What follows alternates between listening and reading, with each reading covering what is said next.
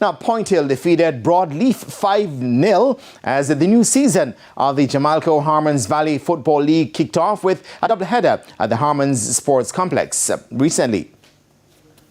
Rennie Thompson scored his team's opening goal, while Jason Davison followed up with the first of his 2 goals for a 2-0 halftime lead.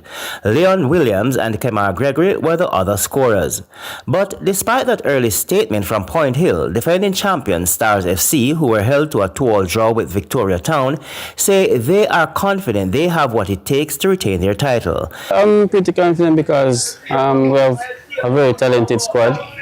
Young squad but talented, and they've been playing together for quite a while now, so I think we have built team chemistry, and that will help us along with discipline and hard work.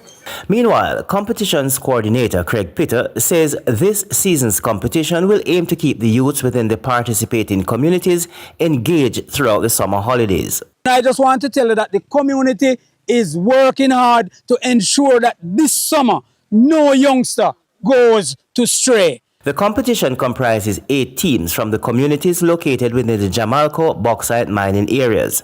Courtney Morgan, TVJ Sports.